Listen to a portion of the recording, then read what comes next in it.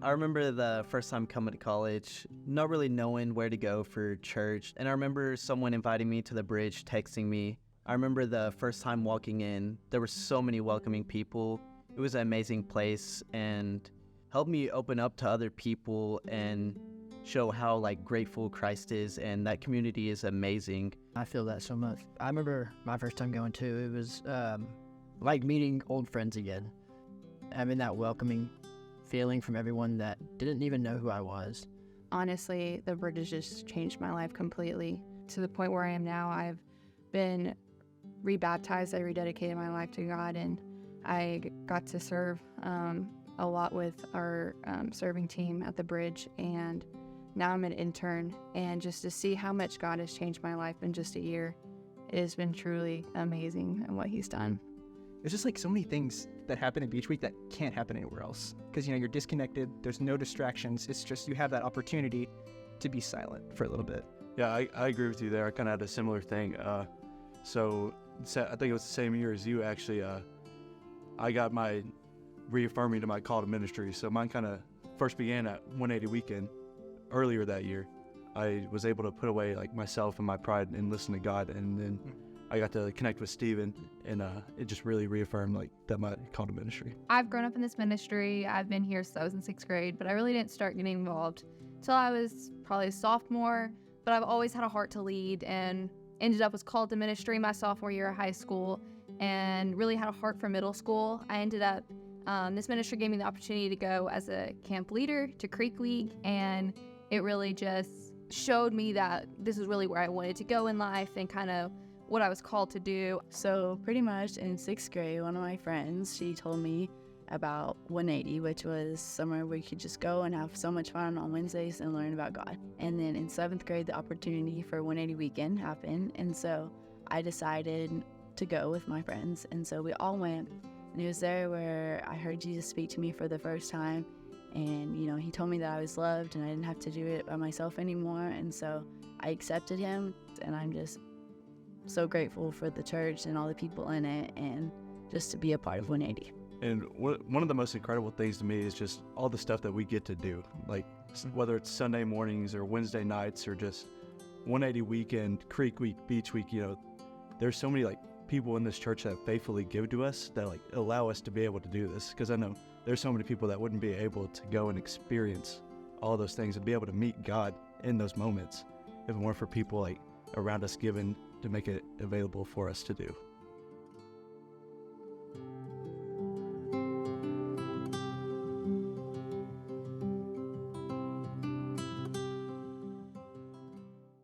So one of my favorite things to look at during the Christmas season, I look at it every year, is the Neiman Marcus fantasy list.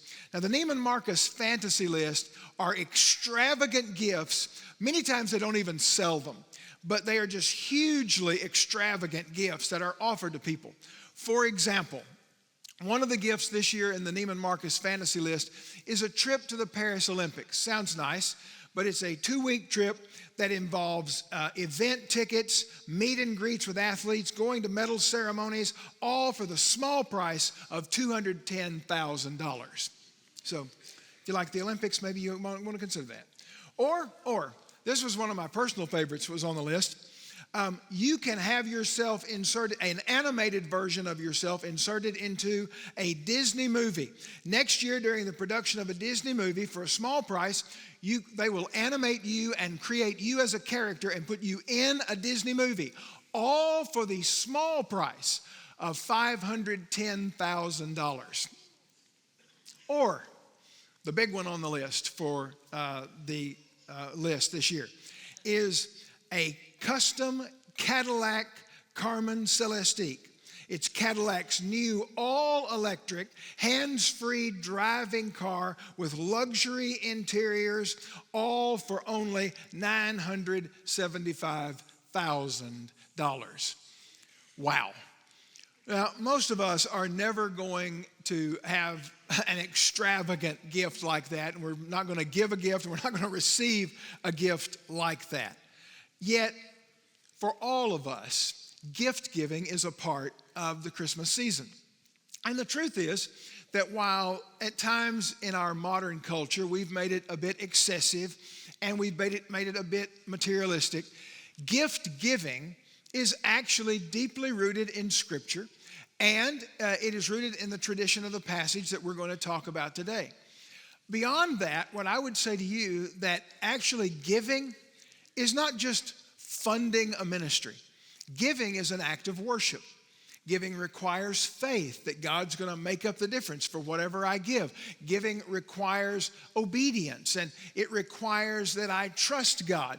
Giving also is an act of being reverent in giving. And so giving is actually worshiping when I give. And this morning, we're going to see the link between giving and worship tied together in this passage of Scripture. And I think it can help you with what it means to truly be faithful in giving. Now, we're going to talk about this from the perspective of a familiar passage. It is familiar, but sometimes the details get a little fuzzy in modern nativity scenes. For example, we have several nativity scenes in our house, and they are all wrong. Every single one of them. The wise men did not show up at the stable on the first Christmas. They weren't there, okay? They just weren't. And I'm going to show that to you in the text of Scripture when we walk through it. But we've woven them into our celebration of Christmas, so I thought, why not understand a little bit more about this biblical story of the wise men and maybe dispel a few rumors and myths along the way. One of those, for examples, just before we read the text. How many wise men were there? 3. There were 3. Well, that's what tradition tells us. Tradition tells us there were 3. The Roman Catholic Church says that they have the names Casper, Melchior, and Balthazar. However, the Eastern Orthodox Church says there were 12. So how many wise men were there? Well, here's what is true from the Bible. There were 3 gifts, so we've always kind of assumed 3 wise men. But that's an assumption. See, the Bible really never tells us the exact number. The Bible just is plural, men. So there were at least 2. There might have been 3. There were 3 gifts. That's not a bad guess. There could have been 12. There may have been 20. There might have been 200. Who knows how many wise men there were? But that's some of the things that kind of we overlay tradition or guesses with Scripture. So let's dig into the passage and see what the Bible actually says about the wise men. Matthew chapter 2. Verse 1. Now, after Jesus was born in Bethlehem of Judea, in the days of Herod the king, Magi from the east arrived in Jerusalem, saying, "Where is he who has been born King of the Jews? For we saw his star in the east and have come to worship him." When Herod the king heard this, he was troubled, and all Jerusalem with him. Gathering together all the chief priests and scribes of the people, he inquired of them where the Messiah was to be born. They said to him, "In Bethlehem of Judea, for this is what was written by the prophet. And you, Bethlehem, land of Judah, are by no means least among the leaders of Judah, for out of you shall come forth a ruler who will shepherd my people Israel." Then Herod secretly called the Magi and determined from them the exact time the star appeared. And he sent them to Bethlehem and said, "Go and search carefully for the child. And when you found him, report to me, so that I too may come and worship him." After hearing the king, they went on their way, and the star, which they had seen in the east, went on before them until it came and stood over the place where the child was. When they saw the star, they rejoiced exceedingly with great joy. And after coming into the house, they saw the child with Mary his mother, and they fell to the ground and worshiped him. Then opening their treasures, they presented him gifts of gold, frankincense, and myrrh.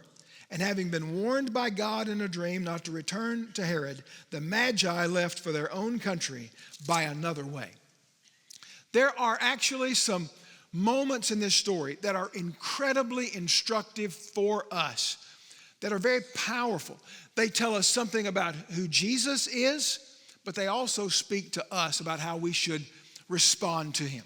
Let's dig into these for just a few minutes. First of all, this passage teaches us that God reaches out, but we seek him. So the question sometimes is, does God reach out to us or do we seek after God? It's both. Now, God reaches out first, but then we are required to seek after him. So we see that in the lives of these Magi, or sometimes translated wise men. These wise men were religious leaders from ancient Persia.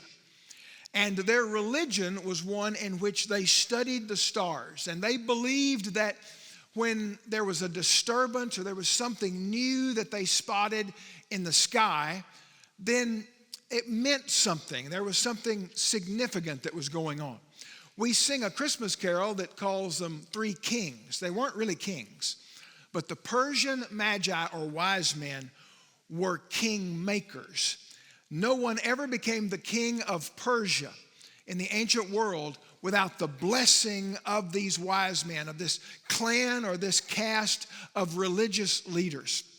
And they were scholars. They studied not only their own religion, but they studied the religions of the world. And so a lot of times people say, well, why would they have assumed that this was going to be the king of the Jews? Here's one of the things that's really interesting about how God ties things together. In the Old Testament, 600 years before this moment happened, God had taken the people of Judah into captivity. And among them was a guy named Daniel. And Daniel was a prophet in the Old Testament, but he was also taken to Persia, the Medo-Persian Empire, and he learned their religion, but he took with him all of the scrolls of the history and the prophecy of the Old Testament. So these wise men from Persia had access to the Old Testament prophecies of who the Messiah would be. So there is this connection to Daniel. Not only that, but there was also in the first century a strong rumor that was persisting that a king was about to arise out of Judah. Now, we don't know if that was prophecy, but we do know that that was being talked about a lot. The Roman historians Suetonius, Tacitus, and Josephus all refer to it in their ancient writings, that the world was looking to Judea, and they were saying there's going to be a ruler or a king that is going to come forth from there. But then God reaches out to these wise men in another way, in a way they would understand. God puts a new star in the sky.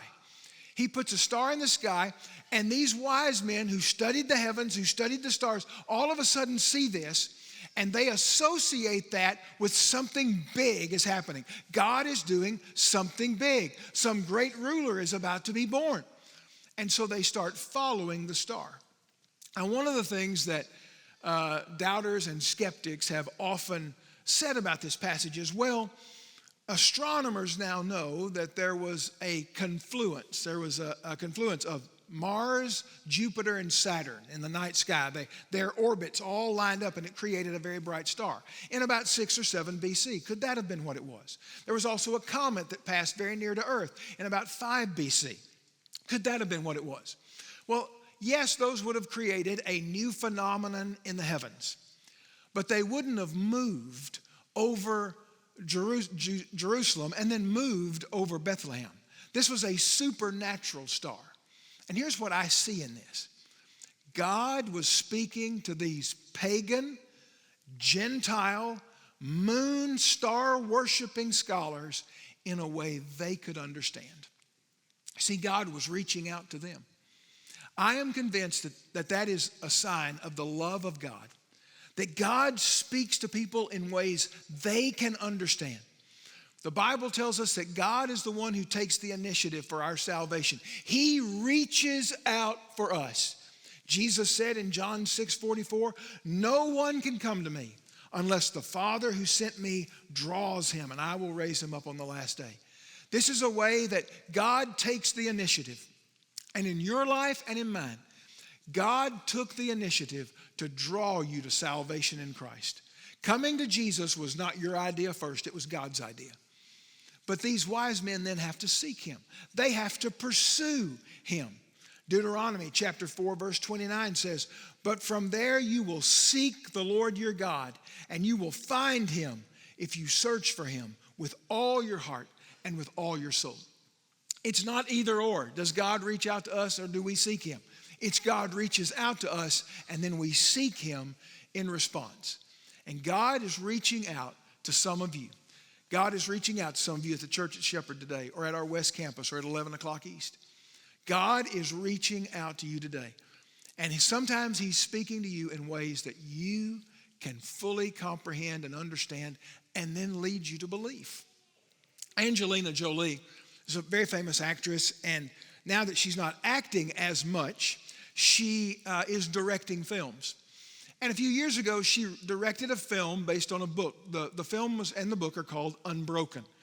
It is the story of a World War II POW named Louis Zamperini. And Louis Zamperini was in a Japanese prisoner of war camp, and he was very far from God, but he found God, or God found him, and that he sought after God in that Japanese POW camp. He actually came home, struggled a lot, and then went to a Billy Graham crusade and fully gave his life to Christ. But during the filming of the movie, Angelina Jolie and her crew were in Australia. And one day they're trying to film this one particular scene in Australia, and it is just raining. I mean, it is just pouring rain all day long. And they need to get this scene on film. And so Angelina Jolie says to the rest of her film crew, what would Louis have done in this situation? And he had passed away by that time. And she says, I know what Louis would have done. He would have prayed. So Angelina Jolie gets down on her knees, prays, and says, God, I really need to film this scene. Would you please make it stop raining? And in about 15 minutes, it stopped raining. The sun came through the clouds, and a rainbow appeared in the sky. Angelina Jolie is telling this story in an interview. So they film the scene, they get it on film, and almost immediately after they stop filming, it starts raining again.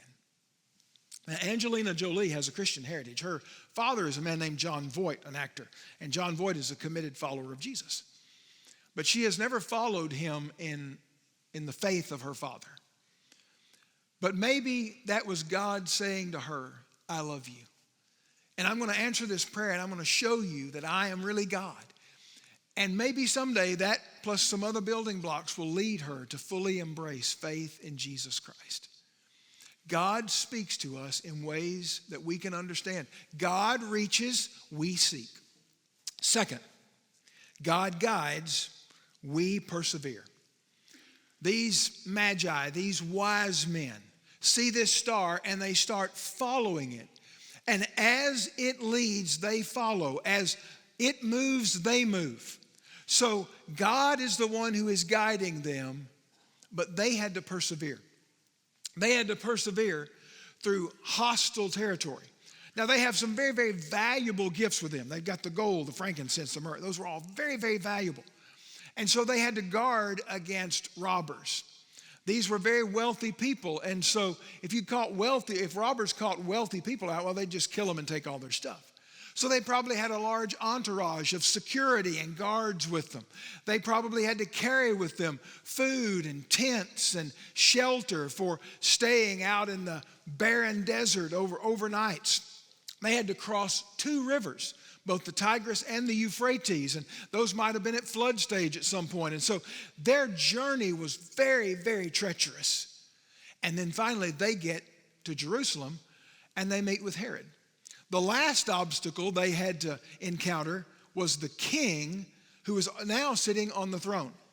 Now, this is a little complicated, but you're smart people, you'll get this.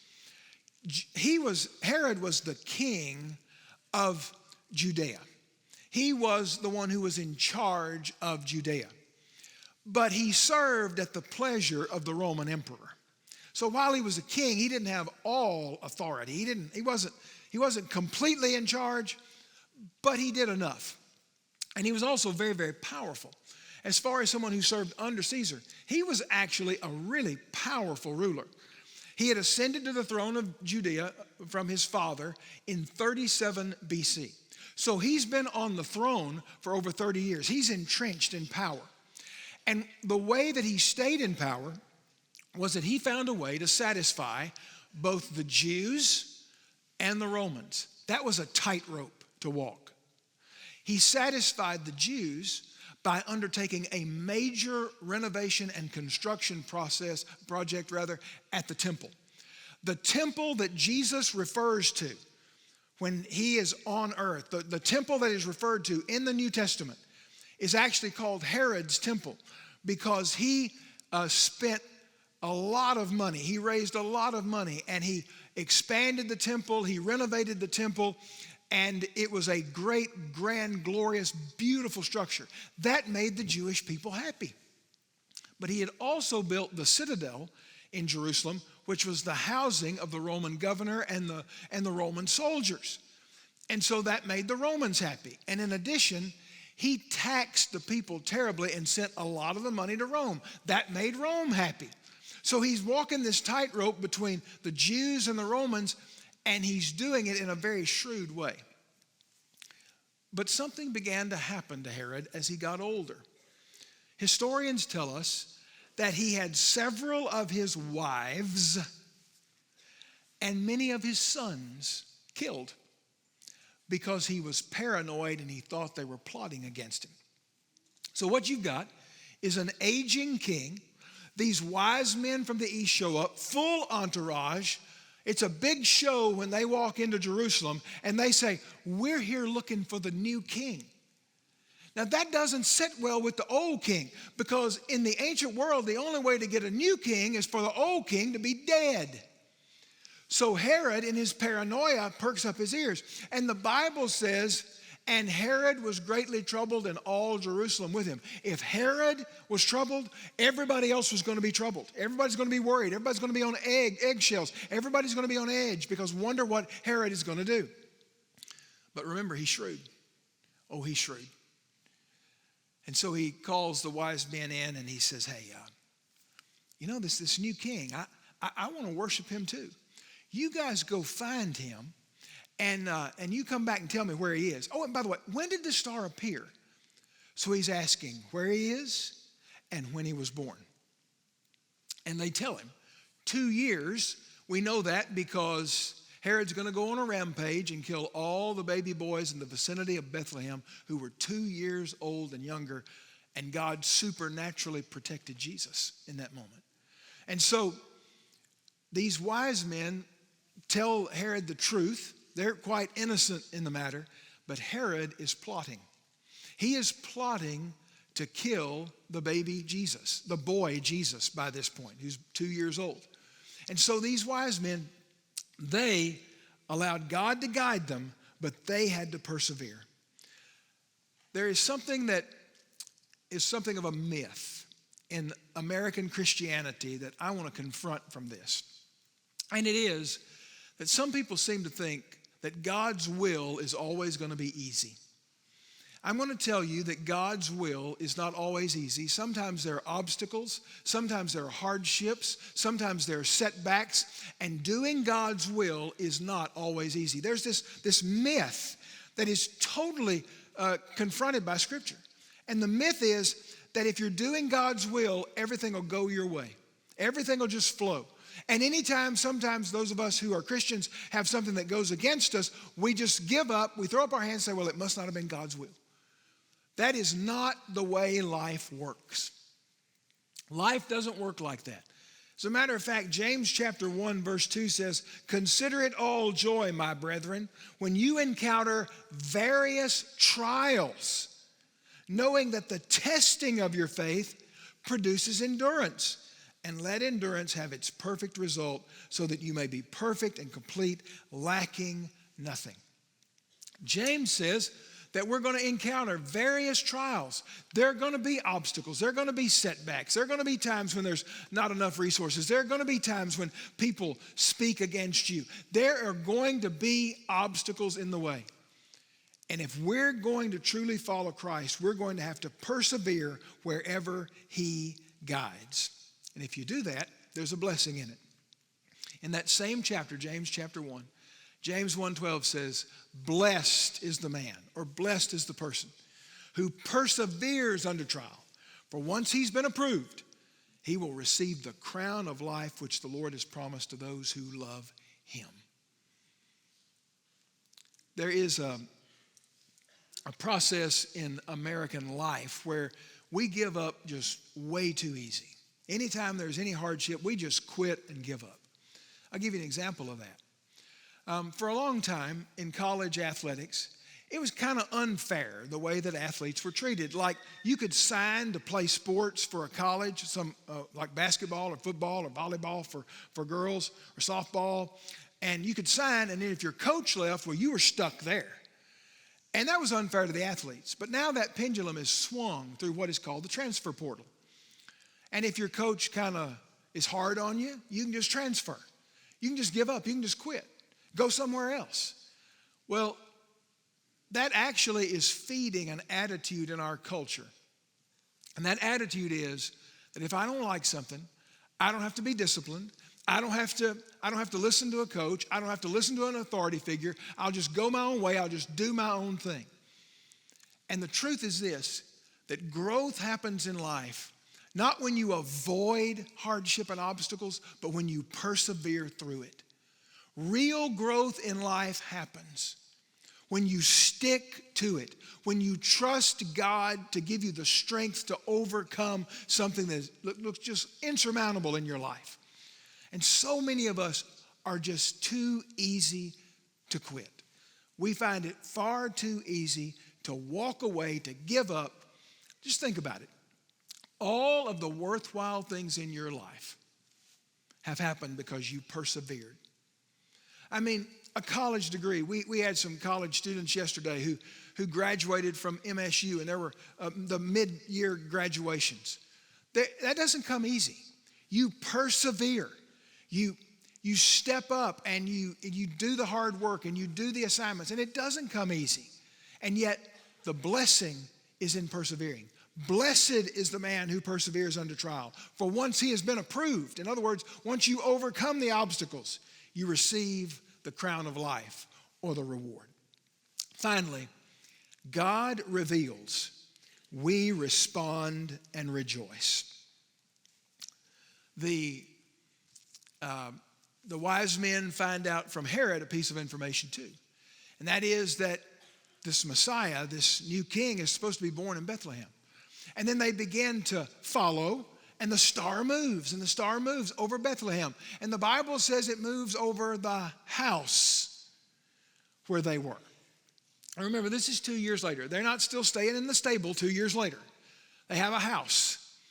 And so Jesus is now 2 years old, but Bethlehem is still this sleepy, little, small shepherding town. It's a farm town. And there's nothing exciting ever happens in Bethlehem, and nobody important ever comes to Bethlehem. So one day, all of a sudden, people start looking up, and there's this row of camels. And these men with these swords that are marching in front of them to secure this huge entourage of people who are dressed in the finest clothes of the ancient world.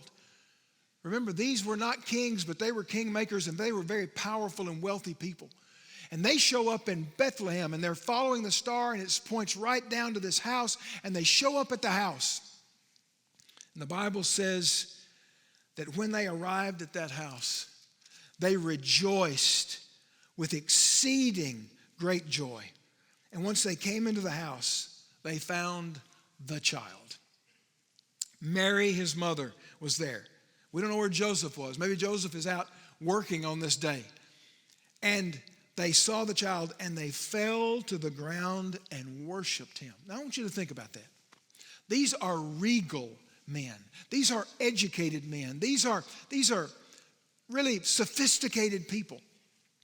And they are bowing down in front of a 2-year-old. Now that takes something. It takes great faith to believe that this is the king. When Jesus didn't look like any king in that moment, it took great humility. I mean, they had to humble themselves and to bow down before this 2-year-old. It also took great reverence. They respected what was going on, that God had really been speaking to them through all that was going on, through all these events. But it also took great sacrifice and great generosity. They offered him these gifts of gold and frankincense and myrrh. Real worship will always cost you something. Real worship is always costly. It'll cost you your time. It'll cost you your commitment. It might cost you your dignity. It'll cost you from something that maybe you wanted to do a little extra and you give tangibly. But real worship is always costly. And it cost these men to make this journey and to pursue Jesus. But what they found was worth it. And they present him with gifts of gold and frankincense and myrrh. Now, all three of these things were very expensive in the ancient world. And so it makes sense that if you're going to come and you think you're coming to a king, you're going to bring expensive gifts. But those gifts were also of prophetic and symbolic importance. Jesus has a threefold ministry in the Bible. He has the ministry of prophet, priest, and king. No person ever held all three offices at the same time. You had kings and you had prophets and you had priests. But Jesus holds the office of prophet, priest, and king. To give the gift of gold would be a royal gift. When they presented him with the gold, it was the gift fit for a king. It proclaimed that they believed he was the king. Now, the other two gifts are a little different. The frankincense, for example. Frankincense is an incense, and it actually, according to the book of Numbers, is the only incense that could be burned in the Jewish temple. In pagan temples, they burned all kinds of incense. But God said only frankincense. And so when they present Jesus with the frankincense, they are honoring his priestly office. That he is our great high priest. That he makes intercession for us with the Father. That he is our advocate before the Father. That he provides this priestly service. But he is also prophet. And that was the myrrh. You see, the myrrh was the fulfillment of prophecy. Because the myrrh was an embalming spice. It was a burial spice, not so much embalming intravenously, but they would put myrrh on a decaying body. In the end of the Gospels, when the women are going to the tomb and they are carrying with them spices to put on the body, the reason they did that was to hold down the stench of a decaying body. And that spice would have most certainly been myrrh. You see, that particular gift foretells his prophetic ministry. It foretells his death on the cross and that he would die for the sins of the world. All three of those gifts are spiritually significant. And you would give gold and frankincense and myrrh. You know, we have an expression around Christmas. We say this a lot. What do you give to the person who has everything, right? I mean, some of you have people in your life like that. They're hard to buy for. They're hard to get a gift for. What do you give to the person who has everything? Well, Jesus literally has everything. The Bible says that all authority has been given to him. He owns it all. There's nothing you can give Jesus, right? Actually, there are four things you can give Jesus. That even though he has all authority, he will never take. You have to give them to him voluntarily. The first is your trust. You have to give Jesus your trust. He'll never make you trust him. You have to give him what we would call faith. And that's important because it's only by faith that you can receive his grace and be saved. You have to personally do that. Now, he's already reached out to you. He's already taken the initiative, but you must respond by giving him your trust. The second thing that only you can give Jesus that he'll never take is first place in your life. Jesus wants to be first place in your life. He desires to be. Jesus deserves to be first place in your life. But he will never take that by force.